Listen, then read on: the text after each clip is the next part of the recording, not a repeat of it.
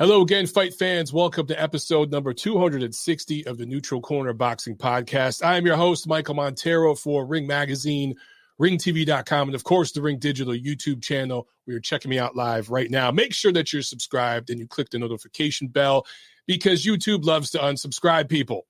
So this is TNC 260 for the week of April 3rd. Great show lined up for you guys. My throat's a little scratchy because the trees are in bloom here in the Atlanta area. There is pollen everywhere.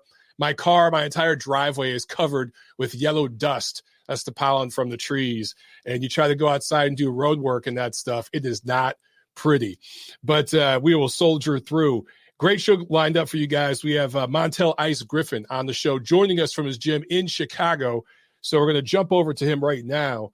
If you guys are on the chat, make sure that you give a thumbs up, like the video. And as always, I remind you, man, make sure you're subscribed and all that good stuff. But jump over to iTunes, Apple Podcasts, Google Pod, all of it.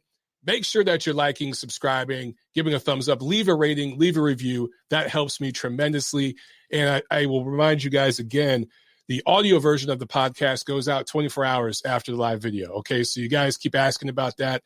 The live or the audio version goes out tomorrow on all of my platforms on Montero Unboxing. So let's jump over to let's see if we can get Montell Ice Griffin on the show here, if he can hear us. Tried checking in a minute ago and we couldn't hear each other, but let's see. Trying to connect. Hang on one second, guys. We'll try this again. Mr. Griffin, can you hear me? No. He was just there. He's not there. All right, we'll check back with Montell Griffin in a minute, guys. We've been having issues with that connection. As soon as he's back up, we'll jump back to him. But let's just go to news and notes while we're waiting, man. Let's see here. All right, a few news items this week. You know, the schedule isn't crazy loaded right now. There was a good fight last week. You know, we'll talk about that. We got a decent fight coming up this week that we'll talk about. But the schedule isn't completely loaded right now. But there is some news to talk about. Hang on one second, guys. Montel is just texting me.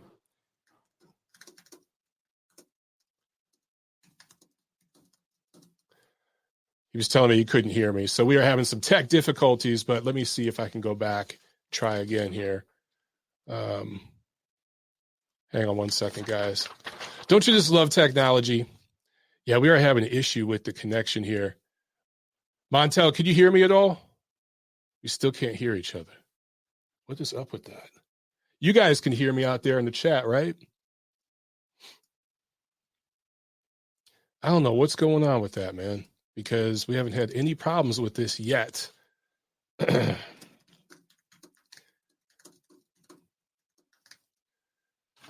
Apologies. You guys know how it is with technology. I will keep trying. But it tries to connect, and then it doesn't go through. So, yeah, I see you guys on the chat. Sounds like you can hear me okay. But when I try to add Ice on here, it just doesn't connect. All right, he's going to try to log out and log back in. We'll see if we can make that work. Anyway, what I was saying is the schedule, you know, a little bit of a lull right now. But we're starting to get some news happening. We're finally starting to get some fights scheduled later in the year. It looks like May is going to be a loaded month, which is good because May, September, those should be the two hottest months. Finally, we got some fights to talk about. But Canelo versus Saunders, we've known that one's going to happen, right? And 40,000 tickets have sold already. So there are a lot of people out there saying, hey, I don't know about this fight. I don't know what's up. I don't know if it's going to sell. Look at it, 40,000 during the pre-sale. Yeah, I would say that Canelo versus Saunders is pretty legit. And that's going to be, they're staging it for 60,000. I think it's absolutely going to sell out. They're doing it the right way. All right, let's jump over here and let's see if we can get this connection to work. Mr. Montell Ice Griffin, can you hear me, sir? Yes, sir. How you doing? All right. I'm so sorry about that. I don't know what happened earlier, but you know how it is with technology. Sometimes it works, sometimes it doesn't. I think the Wi-Fi here at the gym was real slow. Okay. Yeah, because I heard some music playing in the background. I heard some guys working back there. So, well, let's talk about the gym. Windy City Boxing Club, right? How long has that gym been going? It's been open since December 2018. Okay. 3 years. And you're running that gym, but you grew up training in the gym under the same name, correct? My father bought Johnny Coulin's gym in Okay. 73 and named it Windy City Boxing Club. So when I was ready to open up my gym, I wanted to name it the same as my father's and also added his name. So it's Clarence Griffin Windy City Boxing Club. That's awesome. So you're carrying on that tradition that goes back. So your gym goes to 2018, but the tradition, everything, the family business, if you will, goes back to 1973. Yeah, 1973. I was 3 years old. He brought my brother into the gym to teach him self-defense. He fell in love with it, and he bought the gym. Okay. And, of course, you came up there in Chicago, which really used to be a fight town, you know? And Chicago was the Mecca in the 20s and 30s. Well, the Chicago Golden Gloves used to be a big deal. I mean, Joe Louis won the Chicago Golden Gloves, right? Joe Louis, Ray Robinson, everybody fought in the Chicago Golden Glove Nationals. It was the first big tournament in boxing. What happened? What happened to Chicago? Who knows, man? Is it the commission there? I mean, if you can't talk about that, then we won't talk. I know these things get political, I'm not going to say it's commission. It's just that the people, I mean, you know, we got the Cubs and, Chicago's a big Cubs fan city, big Bear fan city, and the Bulls, once Michael started winning. But that's a good point with Michael, they just kind of bagged off for boxing, man. I just don't understand it. I think because it's, it's unorganized. So, you know what I'm saying? Big city guys don't really, the big guys, the higher levels up top don't really want to deal with it because they got to deal with too many people. Yeah, Jessica McCaskill is the undisputed women's welterweight champion out of Chicago. I think she's the only world champ right now out of Chicago. Have you had a chance to meet with her or see any of her fights? What do you think about her as a fighter? I've been knowing Jessica for about 4 years now. Okay. I was training Sean Simpson. I met Jessica and we actually sparred. I want to say, was it last year? Maybe 2019, before the pandemic. We sparred a little bit. So I got mad respect for Jessica. She came from St. Louis, made Chicago at home. Yep. She did a huge thing when she stepped up to fight Katie Taylor in London. She did so good that it kind of got her career going. And whenever you lose a fight and get a lot of respect, what she did, that was perfect. She just beat one of the best women in boxing history twice, back to back. So. Right. The world is hers right now. I even heard Clarissa Shields talking about going down and weight to fight her. So Jessica is the hottest woman in boxing right now. And I'm not talking about how she looked. Yeah, you never know these days. People can misinterpret things. You never know. But I tried to clear it up. Yeah, there you go. I think she deserves tremendous credit because you talked about her taking that Katie Taylor fight. Yeah. She didn't have to take that fight when she did it. And she traveled. She went over there and fought in Katie's backyard. She took an L, but she learned from it, obviously. It kind of reminds me of when Canelo fought Floyd. It's not the exact same thing, but it's similar, right? Yeah, but, there's no way Canelo could lose that fight. He's 23 years old. He made $10 million. Right. And he was put in a position to fight one of the greatest fighters in ever with a huge event. I was at the event. I told my wife, when I seen how big it was, I said, if this fight is close, Canelo gonna win.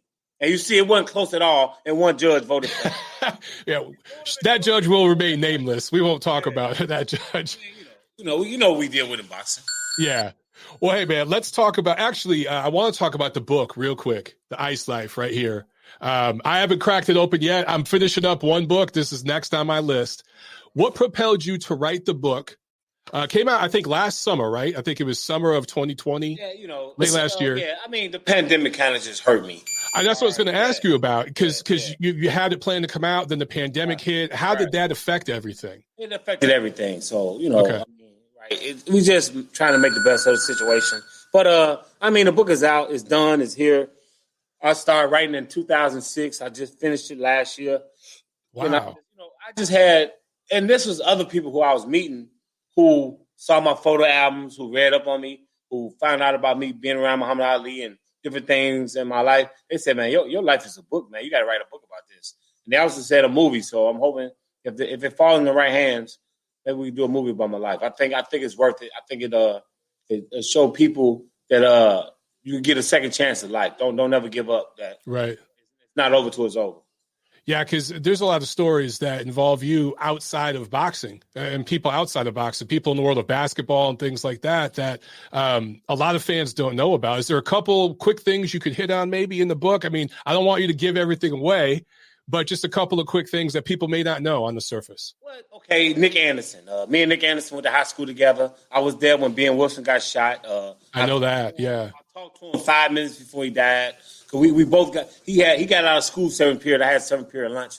We was leaving out the same door, and I told him, I said, "Good luck on tomorrow's game." He said, "Man, thank you very much." They walked away, and while I was thinking about it, I said, "Man, I don't have no money."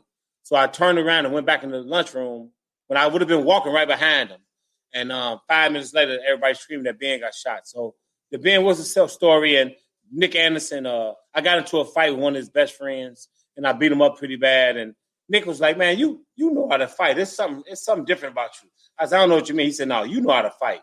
And I said, "Well, I used to fight as a kid." He said, "Man, why you do my man like that?" And Nick Anderson would hit me in my chest every time he seen me in the hallway. So that was cool. So, we still keep in touch. So I respect the big fella. So, yeah, I've had a lot of different great people come into my life. Yeah, that's crazy, the Ben Wilson story. I mean, a lot of people don't know that. I didn't realize that you had seen him just 5 minutes before. I knew that you guys knew each other, went to the same school and all that, right? Yeah. But you saw him just before he died. That's crazy. Yeah. He had a work program, so he got out early, 7th period. I had 7th period lunch, and we would leave out the same door every day. And this day he was with his girlfriend, Jatan. I got a chance to say something to him, and he passed away. But Wow. the Ben Wilson story is just a whole nother story on how, you know what I'm saying? I was a 14-year-old kid. I went to Simeon just because of Ben Wilson. I didn't even know who he was. And I met him, and I saw him talking to one of my friends from grammar school. She was a real pretty girl. I said, "You like her?" He's like, "Yeah." I said, "I got a phone number." He like, "What?" I said, "Shorty." He wrote down his phone number and said, "Man, call me when you get home." I was 14 years old. This blew my mind. And I called him. I talked to him for like an hour. And the next day, the girl was like, "Why you get that boy my phone number?" I said, "Cause I wanted to be his friend. That's why." Yeah, for real. But yeah, that's a true story. That's awesome, man. That's great, man. I cannot wait to read this book. That's awesome. I love it. The Ice Life. We talked about your gym, but I want to talk about your youth foundations because you got a couple of, there it is, Ice Life. I love it. That's a great name. Let's talk about your work with the youth because you do a lot of work. You have a nonprofit. You do a lot of work with kids. Yeah. Well, let's talk about that. You don't get enough shine for that, I feel. I don't get no shine for nothing, but I'm not complaining. I'm not complaining at all. I'm happy being me. No, I'm just playing. I've been dealing with After School Matters. I've been partnering with After School Matters for over 7 years. It's great. Both my sons are in the program. They pay the kids to go work out and train and everything, which is a beautiful thing. And I also partner with Windy City Boxing Youth Foundation, a nonprofit that gives out scholarships for kids to train every month. That's awesome. And you said 7 years you've been working with that one? After School Matters, yeah. And then, so you work with the kids. Let's talk about your kids because several of your kids were highly accomplished in, I think, basketball, in several different sports, right? Track, basketball? Well, my daughter plays pro ball. She played pro ball in Bosnia this year. She's in her second year. She led the league in scoring. She's only 5'5", which I'm very happy for. My other son, Terry's, he'll be a freshman again next year because of the pandemic. But he's playing college ball. He's a 2-time state champion in high school. And my youngest son, Tyrell, he boxed, but he's a brainiac. He has he got a free academic scholarship. So I said, "Man, don't even worry about boxing if you want to." But I said, "Get your degree, get your life set up." You know what I'm saying? He only 17 years old, so he got plenty of time to box if he like to. But I want to get, use his brain instead. Right. So only one of your kids excelled at a high level in boxing. Is it that you didn't want your other kids to box? My daughter wanted to box. I wouldn't let her. My oldest son is autistic, so he couldn't box. But my daughter wanted to box. She's the first one to box. She's 25 now. And I said, no. I said, "What's your second favorite sport?" He said, "Basketball." So I moved back home. I signed up. Kendrick Nunn was her first teammate that played for Miami Heat. And they played together. And 9 years later, she got a D1 scholarship. So it worked out. So she. That's amazing. Told me thank you. So your kids are all kicking ass. Man, That's great. I mean, I'm a father, man, that, I ain't gonna say I'm hard on them, but I'm hard on them. You know what I'm saying? I just want to make sure they have a good life, and I don't take up no BS or nothing. So I just try to make sure, that they do the right things and make the right decisions in life. And I'm sure you carry those lessons over to the gym as well, and everything that you're doing with the youth. Yeah, I mean, man, we could use a lot more of that in the world today. There's so many kids that just don't have a father figure in their life, or somebody just a mentor to guide them.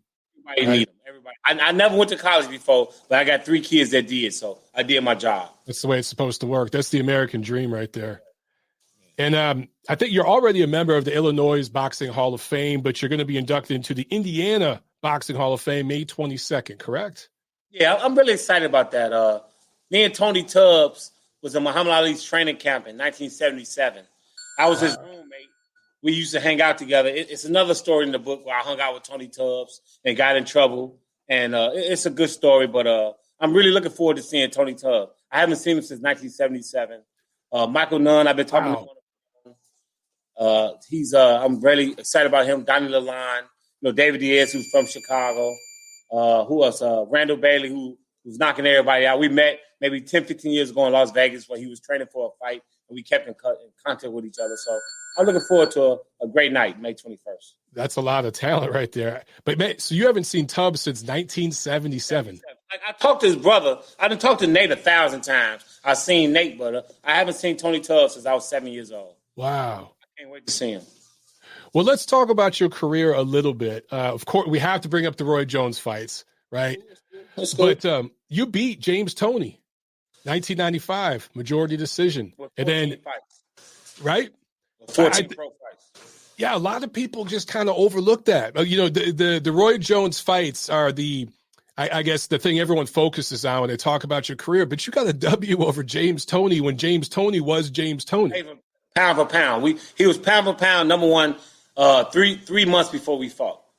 This is what I like to explain to people. If they don't want to give me my credit or you understand what I did in boxing, I took off 8 years, right?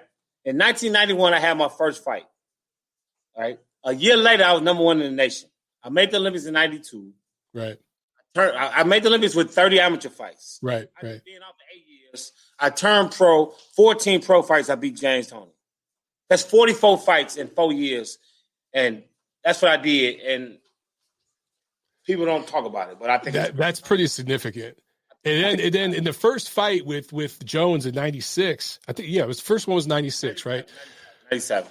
I think it was the 9th round when he was disqualified. He hit you twice when you were down. But people also kind of overlooked the fact that you were winning rounds in that fight. I think I was winning the fight. They had all 3 judges had it very close. 2 judges had him winning by 1 point and 2 points. 1 judge had me winning by 1 point. Right. If he didn't get credit for that knockdown when he did knock me down, I'm winning on 2 scorecards, and 1 scorecard is a draw. So how could you tell me that the guy hit me on my knee because he was frustrated? There's nothing else to talk about.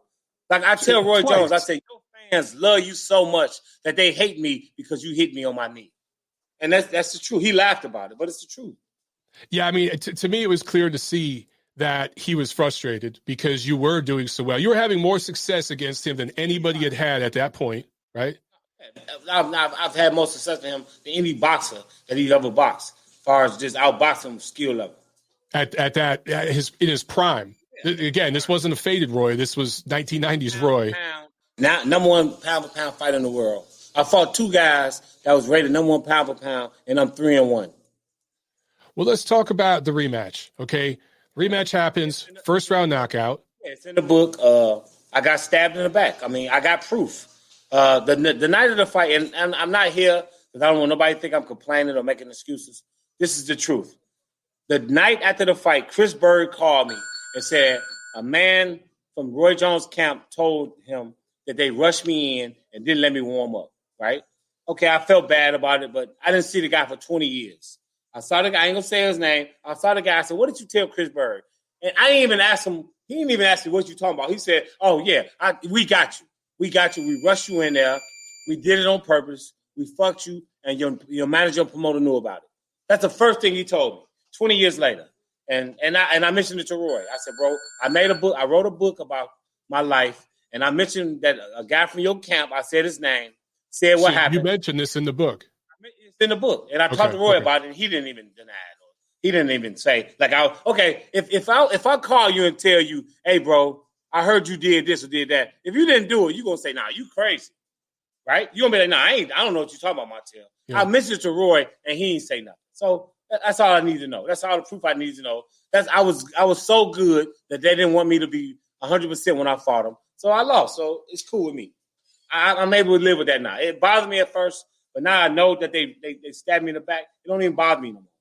So they rushed you to the ring that night, or they rushed you in camp? What? To the ring that night. People who was there, like Elvis Grant Phillips was there. He knows everything that happened. You can ask him. I didn't warm up 5 minutes for that fight. But so you were just I was cold. the world champion, but I didn't have a contract with HBO, so they could care less about me. So they rushed me out. They pushed me out there. I had 59 pro fights. You know what I'm saying? I've never been hurt where I just wasn't able to continue. That's the first time in my career. I know I could take a punch, but it is what it is. So why wasn't there a third fight? You ask Roy Jones that. I okay. For 20 years, every time I saw him, he promised to fight me and never did. You know why? Because you know what I bring to the table, and I just leave it at that. I respect Roy Jones. We talk to this day. He's a great fighter. But I just know, styles make fights, and I had the style that he'll never want to see again. So that's why he didn't fight me. And after that fight, it seemed that you were never the same. Was it just that you were kind of soured on the sport? Yeah. I mean, first of all, I go to the Olympic team. First of all, I fight amateur. I fight Jeremy Williams, one of the best amateurs in the world. I beat him. I don't get the decision. Okay, I got to go to court. Then I made the team. Then I go to Barcelona. I cut the world champion's out. He's bleeding like a pig. They don't stop the fight. I lost my gold medal. You know what I'm saying? Then I turned pro. I get rushed in against Roy Jones. I mean, it was just getting to the point to me that boxing wasn't the same. It was just taking something away from me. It took something out of me. So it took me a few years to get back going and get back on track.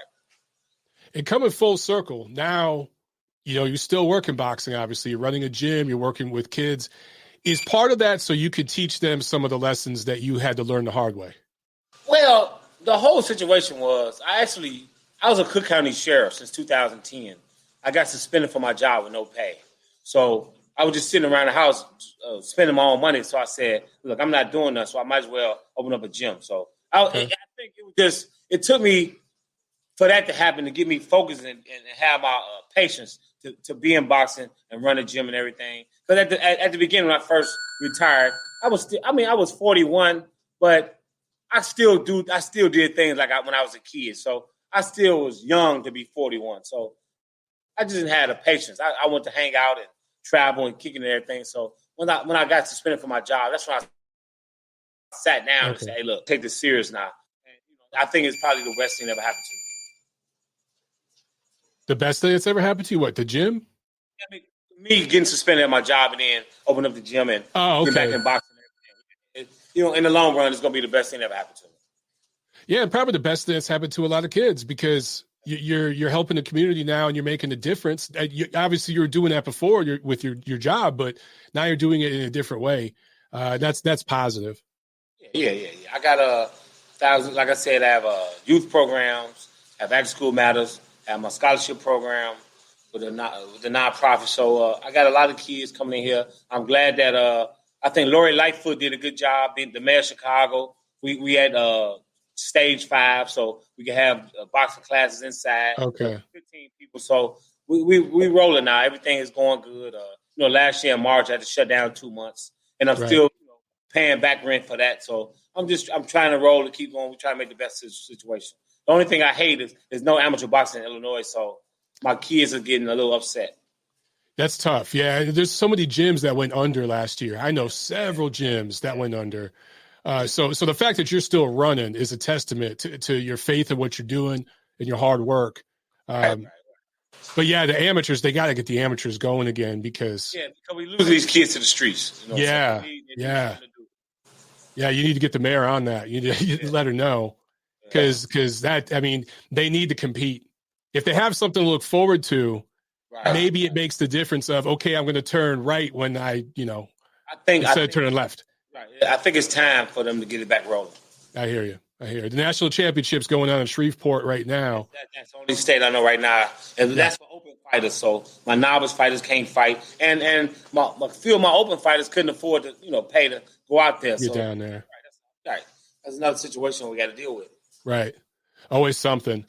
Well, everyone, check it out. The book is The Ice Life by Montel Ice Griffin, former WBC light heavyweight champion of the world, 1992 Olympian. Runs the Windy City Boxing Club. There it is on the T-shirt, The Ice Life. Thank you so much for joining us, champ. Can I just give you my link? My link is Absolutely. It's theicelifebook.com. Icelifebook. Oh, theicelifebook.com. There it is. That's the link for the book. And it's also on Amazon and Kindle. Awesome.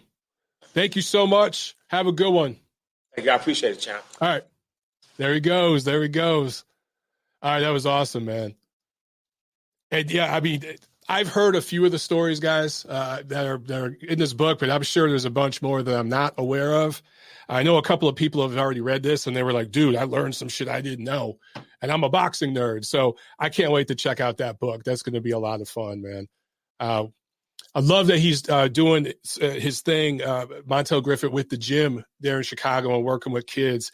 We need so much more of that right now in this world, man. So awesome work. And guys, I will post the link to this in a pinned comment on this video. I'll tweet it out so you guys can check out his book, okay? All right, let's get back to news and notes. I was talking about Canelo versus Saunders. 40,000 tickets sold in the presale. That's huge. Is there any doubt right now that Canelo Alvarez runs boxing? And I'm not saying this to kiss butt, okay? I've been accused of being a Canelo hater. I've been accused of being a Canelo apologist all in the same week. It really just depends on which way the wind's blowing that day. I get accused of all sorts of crazy stuff. But Canelo Alvarez is running the sport right now, okay? He's about to fight Billy Joe Saunders May 8th. That will be his third fight in, about 6 months? 3 fights in 6 months. Not the best opposition. I understand that. But against Saunders, that's a pretty good opponent, going to unify titles. Doing it in Texas, they scaled the arena for 60,000. They sold 40,000 pre-sale tickets. And I've checked into it. I've checked with ticket broker friends. Jim Boone, friend of the show, asked him about it. Guys, it's legit. This isn't some media spin or something where they really only sold 20,000. They're telling you 40,000. No. Matchroom is learning the business of how to market and how to do pre-sales with big fights like this in the United States. And yeah, it's easy when you got Canelo. I get it. It's easier, I should say, not easy, easier. I get it. But they're learning the sport, and I think they're crushing it right now. And no doubt this is going to sell out 60,000. I think that's obviously the biggest event of the year so far. Props to everybody involved, man, for getting that deal done. And just look at the sales for it. People want to get out and do things. People are ready to live their lives again. Yes, COVID is still out there. Yes, it is very real. Yes, it is a threat, a risk, all of that. But walking outside, you could get struck by lightning tomorrow. A bus might plow into you while you're crossing the street, okay? I hope those things don't happen. It probably won't. But what I'm saying is there's just risk involved with life, and people are ready to get out there and start living again. And the 40,000 tickets that sold for this thing are proof of that. Because there are a lot of people out there saying, man, this thing ain't going to sell. People are scared. They don't want to travel to Texas. They're not going to want to go. Really? Well, 40,000 people disagree with you. All right. Also, Andy Ruiz Jr., Chris Arreola, I told you guys about this, that they had a fight coming up, Fox pay-per-view, May 1st. Now it's official. This is official for Carson, California, the Dignity Health StubHub Depot, whatever the hell they call it now. I still call it StubHub. It took me forever to stop calling it the Home Depot Center when they changed it to StubHub Center. And then right when I get StubHub Center down, they change it again. I think it's the Dignity Health Sports Complex now. That's just not as fun to say. Anyway, tickets for this event are going to be sold in pods. I think of like 2s, 4s, 6, 8, like that. They're going to socially distance it. So you can't just walk up to the box office day of and buy tickets for the fight. I don't think it works that way. You're going to have to buy tickets in advance and in groups. So I hate the fact that this fight's pay-per-view. Just going to be honest. You guys know how I feel about pay-per-view. This fight doesn't belong on pay-per-view. If it was regular Fox, I really think they do a good rating for this card. I get from a business perspective why they have to go pay-per-view. That is to meet the salary demands mainly of one particular fighter. That is Andy Ruiz, the former heavyweight world champion. But as much as I hate the fact that it's on pay-per-view, I love the fact that they put it in Los Angeles because that's where this fight belongs. It's gonna be a great crowd, even though it's going to be socially distanced and limited seating and all this kind of stuff because the governor of California is a moron. Even though all that, yeah, I get it. But where it's taking place and the matchups on the card, they are going to be fun. They are going to produce action, and it's going to be a fun atmosphere there. So if you can get tickets, I know a lot of you in LA are ready to get out and start living your life again. You should probably grab tickets to this show. I do think it's going to be a fun show. I hope Chris Arreola retires after this fight, though. Also, speaking about fighters that should retire or stay retired, Oscar De La Hoya fighting July 3rd on Triller. Of course, this will be Triller pay-per-view. And he's probably going to fight some MMA guy. No name has been announced yet. But it's likely going to be in Dallas, probably at AT&T Stadium. So what have I been telling you guys? Texas, Florida, they're going to crush it this year, particularly Texas, because the demos are better there, and they're 100% open right now. They are getting all the events. Even Oscar De La Hoya coming back and returning, he's going to fight over there in Texas. My thing with Oscar is, dude, there's this guy named Raul Marquez. He really, really, really wants to fight you. He's from Houston. If you fight him in Dallas, dude, that's a great event. It's going to be a hell of a lot of fun. We've had Raul on the show. Maybe we need to get him back on the show to try to promote that because I would love to see that. I would actually be really, really interested in seeing that. Zach D in the chat asks, so does this mean that Golden Boy is leaving the zone because it's on Triller? No, Golden Boy is not leaving the zone. Look, Oscar has said some weird stuff on Twitter recently as it relates to DAZN executives and stuff like that. And people always read into things on Twitter. I get it. It's just the way things work on social media. I don't really think that there's some big beef where Oscar and Golden Boy are going to leave DAZN. I think this is a situation where DAZN looked at Oscar's comeback fight, gave him an offer, and Oscar didn't like it. And Triller gave him a much bigger offer, and he liked that. And so Oscar kind of acted a little passive-aggressively on Twitter, talking about the DAZN people. This is just me speculating, okay? I have no inside knowledge here. This is just Mike talking. I think that he kind of was a little passive-aggressive on Twitter because DAZN didn't offer him as much as Triller. But DAZN has become a lot more conservative after overspending their first year in the business, right? That's across the board. They restructured deals with Canelo and other fighters because, and that's why some other fighters have been a little inactive recently, because they're not just having money thrown at them just for showing up now. So DAZN's getting a little tighter with the budget, and they're pulling back on the spending. And Triller right now is basically throwing money out the way DAZN was a couple years ago. So you're going to see a bunch of one-offs with with Triller in 2021 and going forward if they keep overpaying for these pay-per-views. So I think Oscar's going to make some money. Now, as a promoter, is it a good look if you're a promoter and all your guys are fighting on DAZN and you're doing a comeback special on Triller? Yeah, probably not the best look. If I were Oscar and I was doing a comeback fight, I would do it on DAZN. I'd take less money, whatever it took, to do it on DAZN to bring some attention and some subscribers to DAZN because that's where your fighters perform. So I think as a promoter and a businessman, it's not the best look by Oscar to go do this one-off on Triller. Now, apparently, I've heard it could be a multi-fight deal where he does 2 or 3 fights on Triller. I get it. They're throwing a boatload of money at you, dude. But you guys fight on DAZN. You have a multi-year contract with DAZN. Shouldn't you be fighting on DAZN? I just, that whole thing doesn't quite add up to me. Let's see. Craig Brain Impact on the chat says, Oscar criticized the crossover between Mayweather and McGregor, yet he is going to have a 10 times worse bout. I don't know if it'll be a 10 times worse bout. I don't know about that. That remains to be seen. It wouldn't surprise me if Oscar took on a better opponent than Floyd. McGregor boxing is about as novice as you could get. I would have been more of a challenge than McGregor, but we'll find out. But yeah, somewhat hypocritical. Look, man, Look, I bashed those crossover fights, and now they're continuing to happen all over the place. They're just part of the business. And now I'm going to end up covering one of them sooner or later because I'm covering one in Atlanta coming up soon. I'm not really interested in the YouTube fight that's happening here in Atlanta, but I'm interested in the boxing match between Prograis and Red Catch, and I'll be covering that for Ring TV. So I guess that makes me a hypocrite. But these sorts of events are just going to be with us for a while, guys. They're the sport going forward. All right, let's get into this review. So, and by the way, if my throat sounds a little scratchy, I talked about this earlier in the show. Man, the pollen is in full effect out here. The tree pollen here in Atlanta, there's just yellow shit all over my car, all over the driveway. And, you go outside and do road work in that, man, and whew, it just makes your throat scratchy. So that's all it is, guys. I'm not under the weather or anything. Just my damn sinuses. All right, the review last week, Thursday, March 25th, Puerto Rico, Ring City, USA. Amanda Serrano, KO9, Daniela Bermudez defends her unified featherweight titles. I mentioned last week in the preview, I said that for Bermudez, this was her first fight outside of her native Argentina. That was incorrect.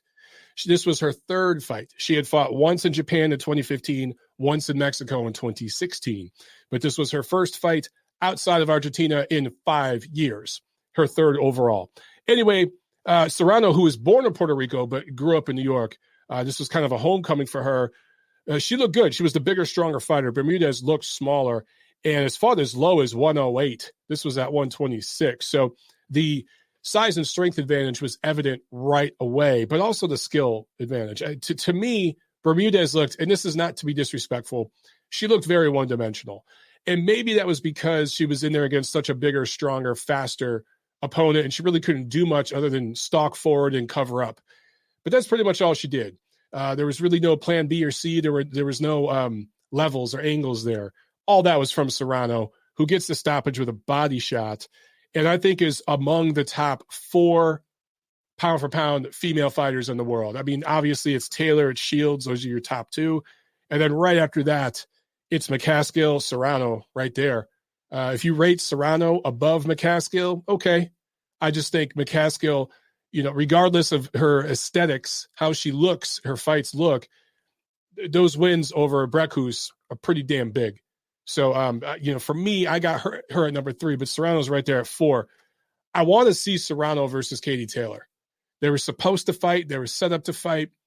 COVID happened. And then I think after the renegotiation started to take place, Serrano said, I don't want to travel. I don't want to go over there to the UK. Look, if that fight happens, it's going to the UK. That's where it's going to happen. That's where the branding and everything for it would be. I understand that Taylor's not British, but she has fought in London multiple times, and she has a brand there. So for Serrano, she's going to have to travel if that fight happens, and she's going to have to move back up in weight. She's fought all over different divisions. But, man, I want to see that.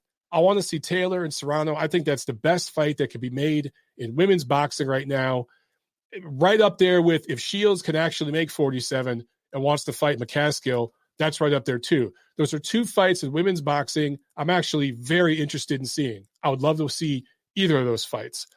So hopefully that can happen. Saturday, March 27th at the Rock of Gibraltar, Matchroom on the Zone. It was the rematch. Dillian Whyte scoring a TKO4 win over Alexander Povetkin. Real quick, guys, punch numbers. Don't punch me. I know some of you hate punch numbers, but Dillian Whyte lands 57 out of 131, 43%. Povetkin landed 8 out of 72, 11%. So yes, punch numbers don't always, that's how you score fights, but they sure give you an indication. What do those punch numbers indicate? This was a one-sided beatdown. So a lot of people have made a lot about the appearance of Povetkin. They compared his ring walk to when Tony Soprano goes out to get the newspaper every morning, right? The gut hanging out and just looking pissed off and just pouty, going out there to get the paper, struggling to breathe, right? Going down the driveway. That's kind of how Povetkin looked. He gained weight between the first fight and the second fight, and Whyte lost weight from the first fight to the second fight. So Whyte looked a lot better, his physique, and Povetkin looked bad. We know he had COVID. That was over in Russia. Who knows how serious it was or what kind of recovery? We don't really know. We know we're not going to ever really get the truth coming from that part of the world and the media there. But obviously it affected Povetkin. Getting COVID, a lot of fighters have gotten COVID, but getting COVID as a 41-year-old heavyweight who borders on being a little pudgy versus getting COVID and you're a 25-year-old featherweight who's ripped, you're going to respond differently. Those two people will respond differently to COVID, correct? I think it's clear that COVID affected Povetkin a little bit here. Also his age, man. He's going on 42 years old. He's been around for a long time, long distinguished amateur career, long distinguished professional career. So, yes, it wasn't the best version of Alexander Povetkin we've ever seen. But is any of that Dillian Whyte's fault? No. Dillian Whyte showed up and did what he was supposed to do. He went out there, boxed smart. Yes, he looked a little, he didn't look very sharp at times. He flailed a lot. There is some Deontay Wilder-esque right hands that he threw. He didn't set things up as well as he could have. He didn't look spectacular in this fight himself, okay? But he won every round. And I think him and Povetkin have shared 9 rounds now. Other than the huge mistake he made in the first fight in the 5th round, he won 8 of the 9 rounds they've shared together. And yes, Povetkin did not look the same in this rematch. Maybe he got old overnight. Maybe it was COVID. Maybe it was a combination of both. Maybe he's just checked out and he's ready to retire. Either way, Dillian Whyte pretty much dominated these 2 fights with Povetkin outside of that one fatal mistake that you can make as heavyweights. And he owned that to his credit. So immediately after this fight, people started talking. I did a live fight commentary, and I asked you guys right then and there, where do you rate Dillian Whyte at heavyweight right now? This is the big debate. I talked about it with the Ring Ratings Committee, and I brought it up. Should we put Dillian Whyte above Deontay Wilder right now? Number 1 guy is Tyson Fury. Number 2, Anthony Joshua. Who's that number 3 guy? Is it Wilder or is it Whyte? Every single member of the committee, every single member that responded to my message said Wilder above Whyte. Okay? Not one member of the committee pushed for Whyte being above Wilder. So call it American bias. I don't know, but that's where it is right now. Based on the eye test, I can understand why people would rate Deontay Wilder over Dillian Whyte. Wilder does look better than Whyte, just from the eye test, from a skill standpoint. I know some of you might think I'm crazy for saying that, but just based on the way they fight at their best, it's easy to see why people would favor Wilder slightly, cautiously, over Dillian Whyte. However, what version of Deontay Wilder exists right now? Is he the best version of himself, which always, in my opinion, was always flawed? Is he anywhere near that guy anymore, mentally, physically, after getting beat down and beat up by Tyson Fury last January, February? It was over a year ago. He hasn't fought in over a year. He's turned down fight offers to him. He doesn't have a fight scheduled. In the time that he's been off, making crazy conspiracy theories on Instagram videos and stuff, Dillian Whyte has fought twice. So in terms of accomplishments, check this out, guys. And, you know, I'm just going to put it out there. Deontay Wilder's best 2 wins were Luis Ortiz twice. How old was Luis Ortiz when Wilder beat him? He was in his 40s, right?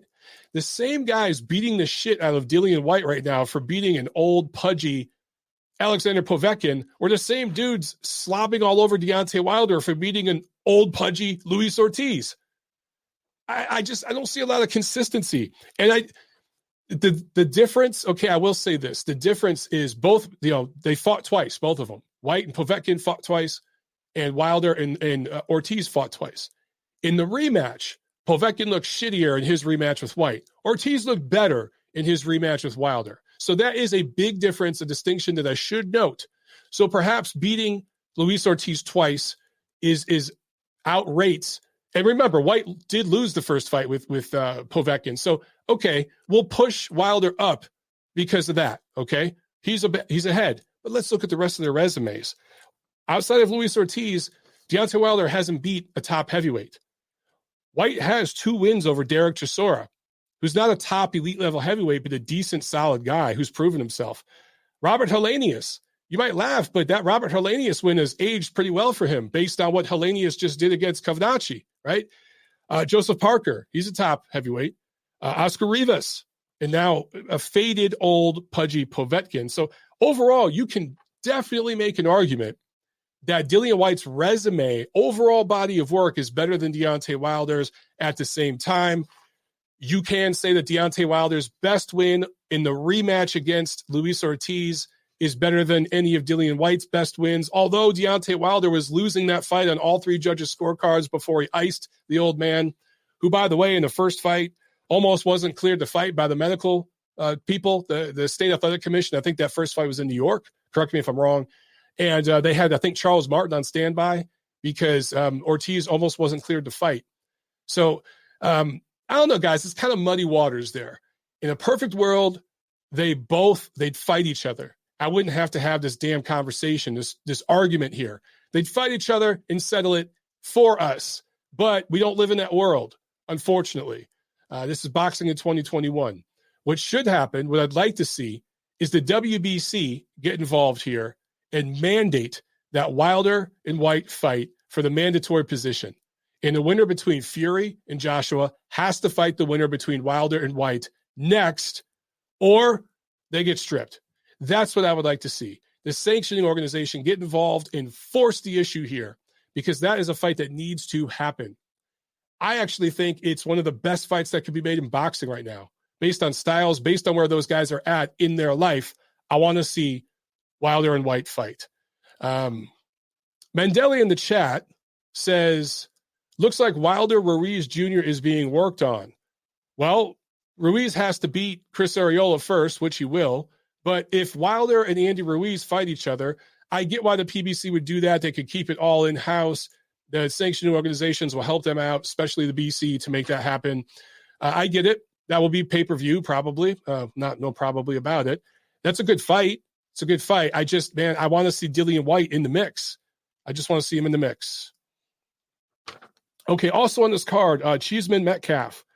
Damn good fight. If you haven't seen that, make sure you check it out. I would call it fight of the year, but that can't surpass Estrada and Chocolatito. So this is probably the second best fight of the year. All right, but damn good fight. And Campbell Hadden made his professional debut. A lot of people were dissing him, saying he looked like shit. Yeah, he didn't look very good. Guys, chill out. It's his pro debut. I think we've seen a few pro debuts recently that where the fighter looked really, really good, and you can tell there's something there. With Hadden, yeah, you didn't quite see that. Do I think Campbell Hatton's going to be a future pound-for-pound level guy and multi-division world champ? No, that's not what's going to happen. But it's going to be fun to watch him. Boy, does he look like his dad. Holy hell, he looks just like his dad. But there's a lot to clean up. But it was just his pro debut. So everyone, chill, relax. There will only be one Ricky Hatton, right? There was only one. All right. Let's get into this preview. There we go. All right. Little fight preview, guys. Wednesday, March 31st in Australia, Tim Tszyu fights Dennis Hogan. That's a quality matchup for Tim Tszyu, who we will continue to keep an eye on. And Saturday, April 3rd, before I get to the big one over in Dubai, there's a card in Uzbekistan from Matchroom. I love this. This is a really smart move by Eddie Hearn, going where the business is going. Very smart. Matchroom is putting on a card, you heard me right, in Uzbekistan. They're not having a bunch of Uzbek fighters fight in some little casino somewhere in California or New Jersey or something like that. No, they're going to Uzbekistan and putting on a show there. And several of these fighters you guys will know. Akhmadiev, who is the unified champion at 122 pounds, 2016 Olympian, going up against former titleist from Japan, Ryosuke Iwasa, and Shakram Wonderboy Giasov. A lot of people are super excited about him. 140-pound prospect, 10-0. Also was in those 2016 Olympics, going up against Mexican Patricio Moreno. Several Uzbeki prospects on this card, including Israel Madrimov. Here's why I love this. And again, this isn't me trying to kiss Matchroom's ass. It's just smart business. They are going over to Uzbekistan, putting on a show there featuring Uzbek fighters. Very, very smart, because 2016 Olympics, who crushed it? Who owned it? The Uzbeks. Remember, if you guys listened to my show back then, I was telling you the Uzbeks are coming, right? In 2020, we were supposed to have Olympics. They were going to crush it there again. Whatever those Olympics finally do happen, Uzbekistan's going to have a lot of medals.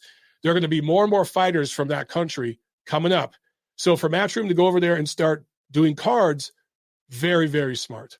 Very, very smart for them. Boxing, again, I did a video on this last week. Is it related to some of Terrence Crawford's comments about Canelo Alvarez? Boxing is more global, more globally diverse than it has ever been. So this is smart business from Matchroom. I'll say it again for the 500th time. And look, all of these fights, for the most part, the main event, that's a quality fight.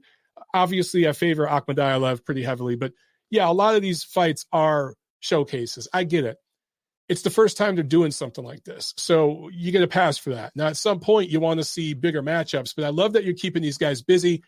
You're building that brand over there and building a market over there. It's one thing to build a brand. In boxing, the athlete, the fighter is the brand. It doesn't matter what damn title's on the line. It doesn't matter what promoter it is. Most people, except for weirdos on YouTube, a handful of them, give a shit about that. The fighter is the brand, okay? So it's one thing to build a brand. It's another thing to build a market.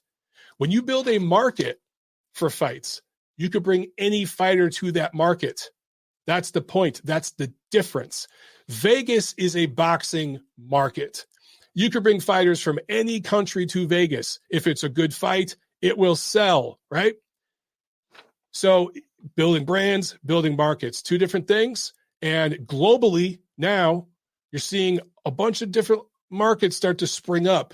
That 20 years ago, pretty much it was just the USA. Now the UK is a huge market in boxing, right? Germany's been a market for a while. Japan, Argentina has a lot of cards, right? There are different markets building up. Top Rank invested in China before. They're invested in Japan, obviously, as well right now. So there are just different markets around the world now, man. That's boxing in 2021. I think that it is very, very exciting. All right, so the biggest card, or I should say the biggest fight of this week on this card here, we have Top Rank on ESPN Plus here in the States. This is on the Plus, not on the network, on the Plus. From Caesars Palace in Dubai, United Arab Emirates, Jamel Herring defending his WBO junior lightweight title against Carl Frampton, former fighter of the year, Carl Frampton. So you look at the height difference here. Major difference. 5'10" for Herring against 5'5" for Frampton. 72-inch reach for Herring, 65-inch reach for Frampton. Now, years ago, Carl Frampton was on the verge of being a special fighter. He won Fighter of the Year. He won titles, I think, 118, then 122, or maybe it was 122, then 126. Correct me if I'm wrong here, guys. Beat Leo Santa Cruz for the first time, right? Wins Fighter of the Year, gets all these accolades, and just hasn't quite been the same since. I'm trying to think back. That's probably going 5 years back or something like that. Had the rematch with Leo Santa Cruz, got paid, but kind of got a little screwed there because there was never a third fight, never a rubber match. Just hasn't looked the same.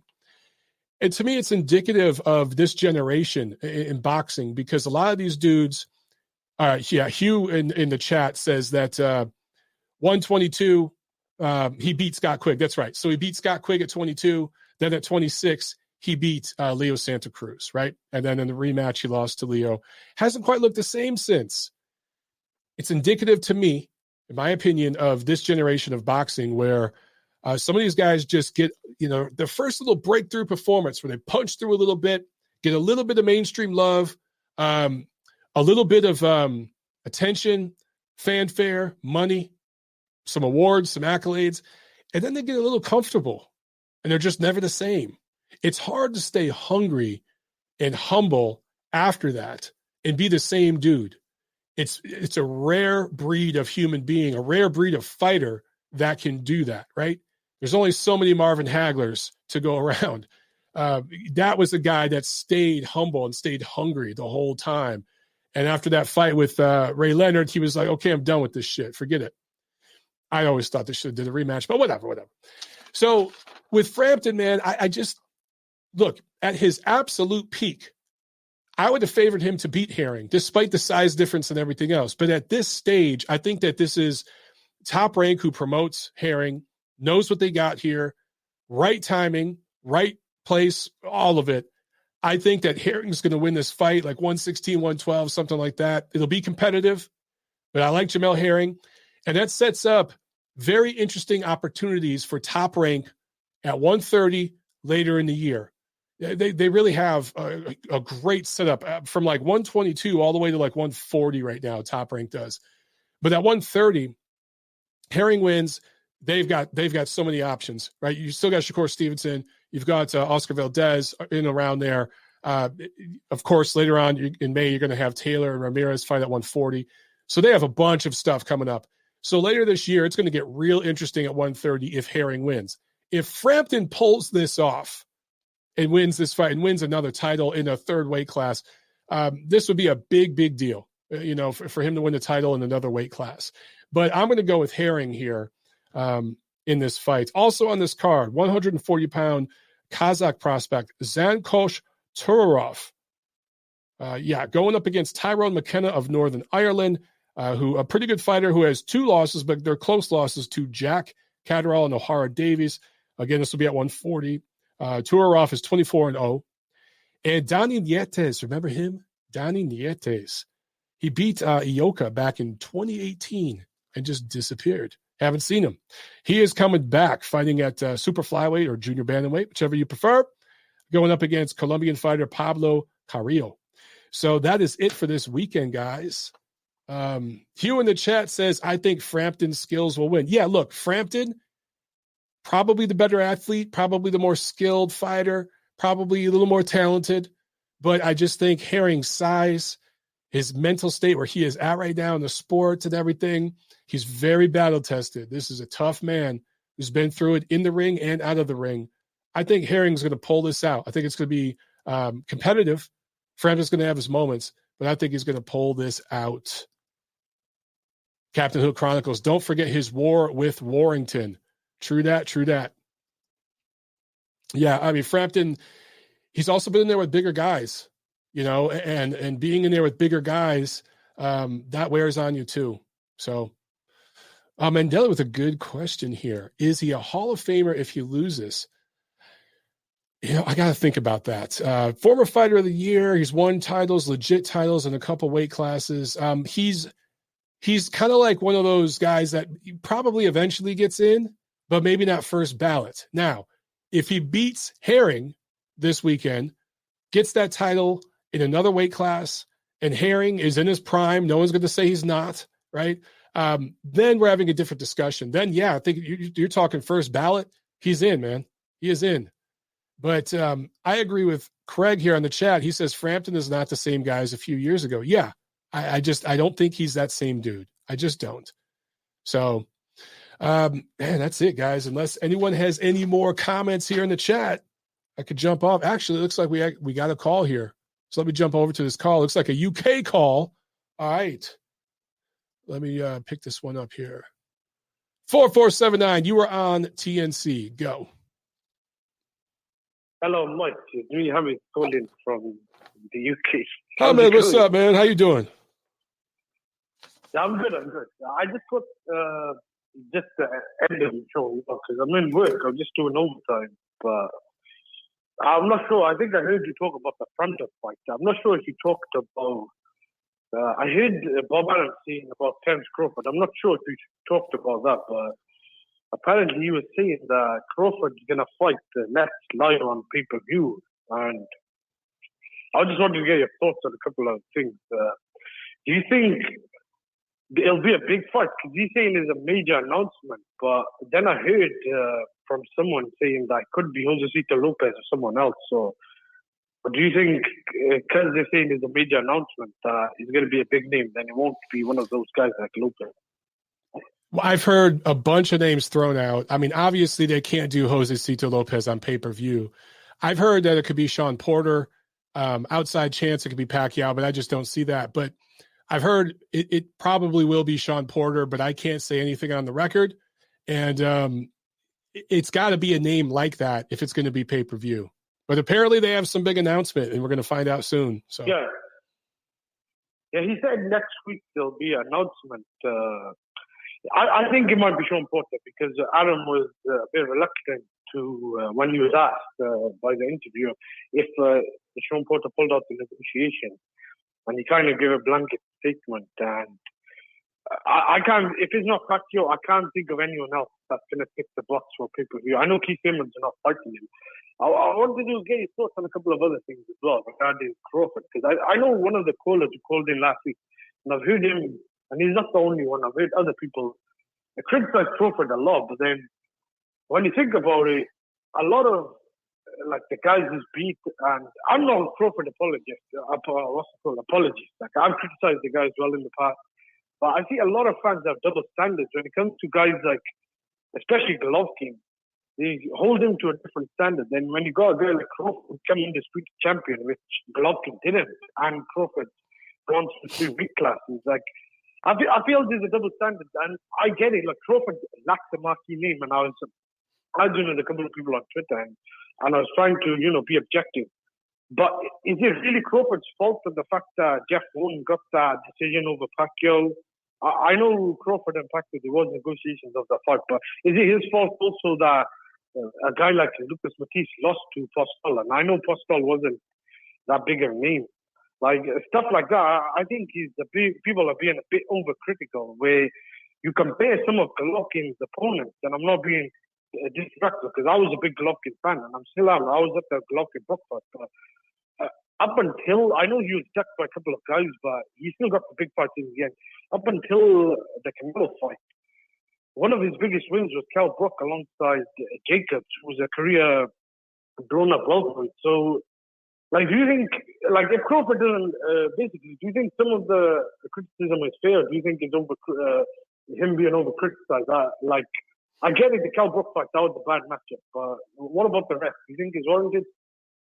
I think the biggest problem with Crawford is he's not very good on camera, and he's not very good in interviews. And I think he gets misunderstood. I think based on the little interaction I've had with him and some of his people, in his camp and his team, what he was trying to say the other week when he said the Errol Spence fight, we're beyond that, we're past it. I think he was basically saying, like, they don't want this damn fight, and I'm sick of talking about it because he's never going to fight me. And he's just kind of saying, we're just moving on. He doesn't do a very good job of communicating, and he's not very, I'm trying to think of the right word. He's very abrasive with fans. If you look at the way he tweets and he's abrasive with media. He's got a difficult personality in terms of marketing him. He doesn't market himself. Like Golovkin, his English is bad, and Golovkin was a foreigner, but yeah, the way he was marketed and promoted by HBO, Tom Loeffler, whatever, I thought they did a very good job up until I'd see the Vanez fight. I think after that, I think Golovkin did deserve a lot of criticism. Some warranted, some I don't think was his fault, but I agree. I think Crawford just, those whole Canelo, whatever. Yeah, those comments were stupid. That was just stupid. Yeah, that was stupid. I think Crawford is a fantastic talent. I think he's one of the best fighters in the world. I think that he was highly accomplished at 35 and 40, but at 47, his reign hasn't been very good. And I agree with you, Ahmed. It's not his fault that Horn got the decision over Pacquiao. He went out there and beat Horn. Was that opportunistic for him and easy matchmaking? Yeah, you can argue that, but that's not his fault. He went out there and beat the guy who took his title. But he doesn't say the right thing. He doesn't market himself well. What I would be saying if I was Crawford is I'd put it all on Spence. Spence doesn't want to fight me. Spence is ducking me. And you guys have to be patient. When Ramirez and Taylor fight, I want the winner of that fight. I'd be saying things like that. But he doesn't understand marketing and branding. He doesn't do very well on the mic. Yeah, no, I don't disagree with that. I completely agree. I think on Twitter as well, going back and forth, fans, all that. I was more or less talking about the resume, like pound for pound. At the moment, if someone's ranking him 3rd, 4th, or 5th, I understand all that. There's a couple of years ago, or what was it? I thought you could make a valid argument. He was clearly number 1 or number 2. Right now, I think you could put Nui, Canelo, and maybe even You could even argue Usyk or maybe a couple of other guys. So let's be real. Fighting guys like Cal Brook and Kavalaskis or whatever. Some of these opponents, he does deserve to be dropped. But I was just saying because if he doesn't fight Sean Porter or Pacquiao next, he deserves all the criticism. Whether that's Bob Arum, Top Rank or whatever, or Crawford, the whole team. But like I didn't blame him too much for beating Horn because Horn, whether you agree with the decision or not, that was a competitive fight with Pacquiao. I thought Pacquiao won, but you could argue that was a close fight. And Crawford completely conclusively beat him. Since then, I agree some of the matchmaking has been bad, but then again, I don't know if it's all his fault because it's on record that Danny Garcia turned down the fight. Yes. Fight for less money against Adrian Granado. Multiple times. And then, and he was offered like 3-4 million. And someone today was saying to me on Twitter that Khan got offered more, but Khan got offered more because that was a pay-per-view in the UK. So that's one of the reasons. I agree that was a crash fight that should have not been on pay-per-view in America, and the Brock fight as well. But it was a pandemic, so I kind of gave him a pass. But if he doesn't fight Porter next or Pacquiao, then it is a bad look. And I think he does deserve some criticism in terms of the whole 60-40 or whatever. I know Spence now is saying 80-20 and all. The whole thing is just made me lose interest and given up on the fight. But he should, I think, concede that he's the beast like the next Spence. Call it Spence and stuff, and let Spence have the 60% and see what Spence is. But in terms of his resume, I don't know.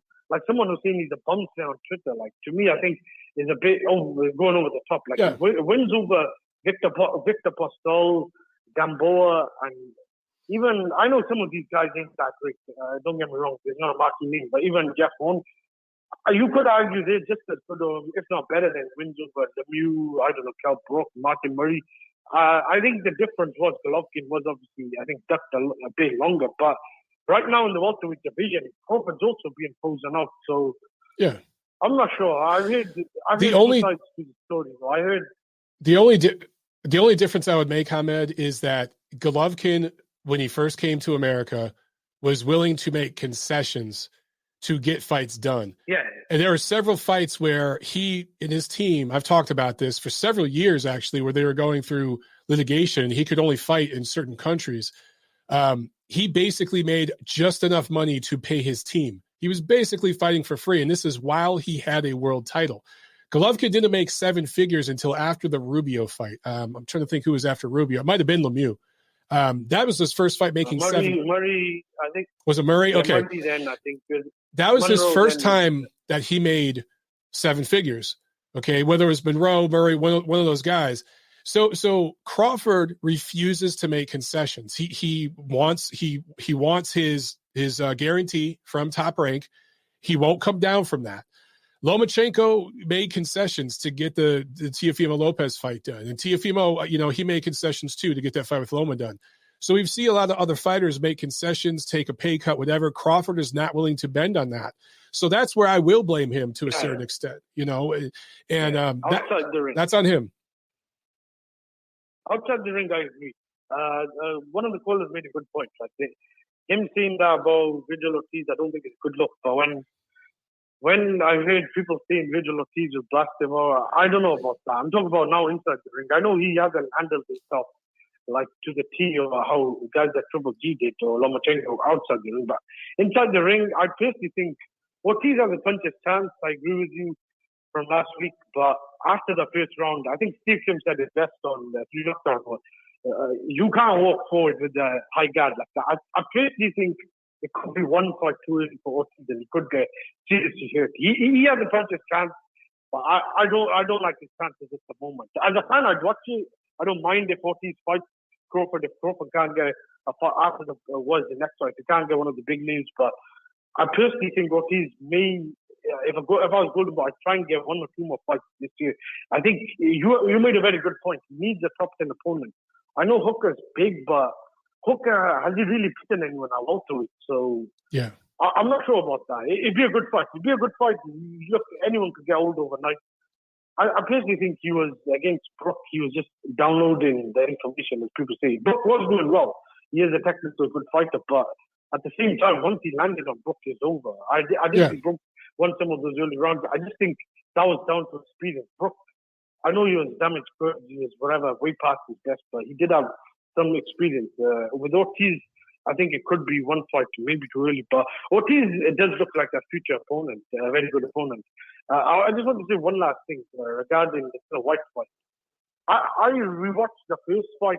I thought Povetkin was old then. I thought Povetkin was old when he knocked out David Price. I was at that fight then. He was knocked down, I believe, by Price. Once Joshua knocked him out, I personally think you could say Povetkin was on the slide. He was on the slide, some people thought back then. But once you get knocked out like that, I don't think he was the same guy. So for him to knock Dillian Whyte out, I personally think that wasn't a good look. He was dangerous in that fight. I just think some people are overrated this. When I'm in radio, you said, I'll listen back to what you said earlier on the podcast, but to me, Povetkin just looked all wrong in that. Yeah. The rematch. Even in the first fight, I personally thought he looked really old. He struggled with Fury and Michael Hunter. Michael Hunter, yep. Povetkin 10 years ago. He would have beat up those guys there. Still a good win for Povetkin over Whyte. And for Hunter, that was maybe on paper one of his best results. But Dillian Whyte, I think, is fundamentally flawed. I think once he faces a punch again, he gets knocked out. At the moment, for him, he did everything well. It was a good performance. He won pretty much every round. But I think there's two ways of looking. I just personally think Povetkin is now completely shocked. I think you could argue he was shocked in the first fight as well. He landed one big punch, man. I mean, if you go back and watch that first fight, I mean, there was a lot of people saying, I had that shit even after 3 rounds, 4 rounds. I'm like, really? Whyte won every round of that fight. In rounds, I thought. I thought Whyte was winning that fight. No, Whyte was ahead because of the knockdowns. But I thought you could argue that Povetkin won the first 2 rounds. From there on in, it was all Whyte, and Povetkin was hanging on. In terms of points, Povetkin was down, obviously. 10-7 round or 10-6 round. Whyte almost had him, and that's what I'm trying to see. The fact that Whyte won the rematch is a bit like Joshua beating Ruiz. This should have happened really in the first fight. But, yeah. I mean, some fighters learn the hard way. It'll be interesting to see what happens. But I'm not sure if you, before I go, I'm not sure if you talked about it, but it looks like we may be getting Wilder Fury 3. That's what I've heard from a couple of people. That's the rumor now. Fury may be delayed. That's the rumor now. I'm not sure. Well, Ahmed, I'm not sure what Joshua. I'm gonna jump off. I got a super chat here that I want to hit. But thanks for calling in, man. But all right. Thanks for taking my call. Thanks, Ahmed. I'll catch you soon. Okay. All right, that's it. Yeah, I heard that they're saying now that possibly it's going to be the third fight between Wilder and Fury. I really don't freaking know. I just hope they get it resolved soon because I want to see the heavyweight division move along. And I'm going to talk a little bit about the heavyweight division before I let you guys go. First, I got to get to a super chat from J&M. Thank you so much. He says, how do you see Lawrence Okolie performing once he moves up to heavyweight? He seems to hold legitimate power, and his jab has improved out of sight. Thanks, buddy. I don't know, man. I kind of look at the way I look at Usyk. Okay, Okolie is actually longer than Usyk. Longer arms, taller, could potentially put on more weight and wear it better than Usyk. Also had a very short amateur career, so he doesn't have the wear and tear in his body that Usyk had or has. So maybe he'd have more potential, but I still want to see Okolie close out things at cruiserweight. He wants to fight Bradis next. Let's do that. Let's unify the titles. Let's become the man at cruiserweight. Let's settle in. Let's build a little bit of a resume there. Then maybe move to heavyweight. He has potential, okay, but against the very top guys, you've got to have a certain amount of strength, natural-born strength to move and turn your opponent unless you have lights-out knockout power, which Okolie will not have at heavyweight. Deontay Wilder is a prime example of this. Deontay is not – he's a big heavyweight in terms of his height, his length and everything, but in terms of his natural size and strength, he's not a guy that's going to grab Tyson Fury or Anthony Joshua in the clinch and turn them, hook them, grab the back of his elbow and hook them and turn them and then get shots off. He couldn't do that with guys like Ortiz even, right? Deontay Wilder kind of needs you to stand in front of him where he can fire off a right hand and hurt you. That's how he's going to beat you. Now, Usyk can't do that at heavyweight. right? He doesn't have that kind of power. He didn't really have that kind of power at cruiserweight. He's got to box and turn you. And I just don't know if he's going to do that with these super, super big, skilled guys. And I would say the same thing about Okolie. We need to see a lot more of Okolie. He has improved greatly, but we need to slow down with the talk about going to heavyweight. Really need to slow that down. Speaking of the heavyweight division, Hamed was just asking about Dillian Whyte. A few of you guys have asked about it. But earlier in the show, I talked about Whyte and Wilder, which one's number 3 right now, and that's the big debate. Some people say Wilder would decapitate Whyte. Some people say Whyte would decapitate Wilder. The truth is, guys, I think this heavyweight division is a little overrated. There are a lot of people out there, particularly in the American fight press, who bashed the shit out of the Klitschko era and said that was the worst era in heavyweight boxing. I vehemently disagree with that. I'm not saying it was the 70s. I'm not saying it was the 90s, okay? But it wasn't as bad as people made it seem. As soon as this current generation started coming up, everyone's like, oh, man, the heavyweights are back, right? This generation so much better than the last one. I'm not so sure about that. I talked about this a little bit on a video I did earlier. I think it was on the live fight commentary that I did with Povetkin Whyte, the rematch. But are you guys that sure that fighters like Whyte, like Parker, who else, Ortiz, Ruiz, that these guys beat Layman Brewster, Sultan Ibragimov, Ruslan Shagayev, David Haye? Are you so sure about that? Because I'm not. I don't know that you look at the second tier of heavyweights in the previous era and compare them to the second tier of these heavyweights. I don't see where they're that much better. I think the difference in this era is that these heavyweights are more exciting to watch. They're flawed. They go for the knockout. They're not as cerebral. You had heavy Eastern European influence in the previous generation of heavyweights, and they fought very cerebral. They were very tactical, technical, defensive-minded fighters. And these guys now really don't fight like that as much. They kind of go out there, bombs away. That's what you saw with Whyte and Povetkin, both of their fights. So you're more prone to see that sort of heavyweight action in this era. So I understand why people think they're more exciting. Also, you got 2 premier heavyweights right now, Fury and Joshua. Hopefully they fight each other. Hopefully. You had 2 premier heavyweights in the previous generation, the Klitschko brothers. They were never going to fight each other. They were brothers. So in this generation, perhaps you could get that complete consolidation at the very top where the 2 top guys fight each other.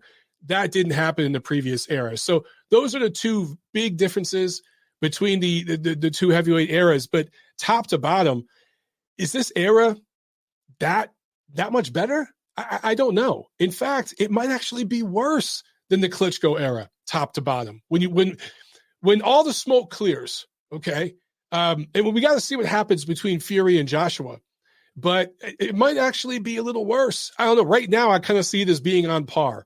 It's just the action is a little bit better, but maybe the action is a little bit better because the guys aren't quite as skilled. So they get caught more, they get clipped more, and you get more brawls. That's what I see, man. Maybe that won't be a popular opinion, but yeah. One of you agrees with me. Zakali92 in the chat says exactly the same sentiments, Mike. So there you go. At least one of you guys agrees. Actually, 1999 says the same thing. Similar level, to be honest. Big plus for this era is that the 2 best can fight each other. Not possible between brothers. Exactly. Mendalia says Wilder or Ruiz, $89.99 pay-per-view in the fall.